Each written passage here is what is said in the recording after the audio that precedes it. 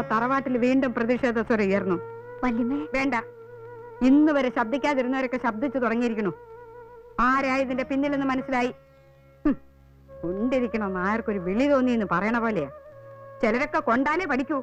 വല്യമാമ ചെയ്തത് തെറ്റാ, വലിയ ഒരു തെറ്റ്. എന്താ, നമുക്ക് എല്ലാവർക്കും കൂടി ചെന്നും കൂടി തിരുത്തല്ലേ? നന്ദി ഉണ്ടോടോ നിനക്കൊക്കെ? ആർക്കു വേണ്ടി ആ മനുഷ്യൻ ജീവിക്കണത്? 1976 മരുമക്കത്തായ അവസാനിച്ചു എന്നും ഈ വിട്ട് കോമരങ്ങൾക്ക് അറിയില്ലേ? ഇന്ന് മക്കത്തായ ആയ കാലത്ത് കല്യാണമൊക്കെ കഴിച്ച് കുട്ടികളൊക്കെ ഉണ്ടായിരുന്നെങ്കിൽ ഈ കണ്ട സ്വത്തുക്കൾ മുഴുവനും അവർക്കാകുമായിരുന്നില്ലേ?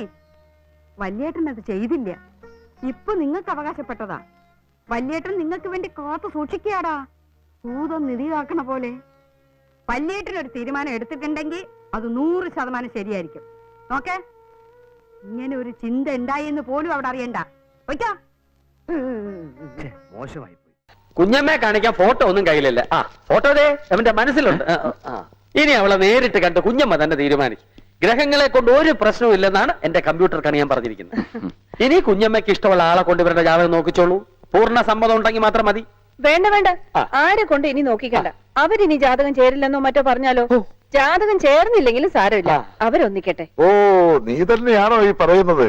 ഇത്ര വിവരം വെക്കാൻ നിനക്ക് ഇത്രയും വയസ്സാകണമായിരുന്നോ പ്രഭാവതി?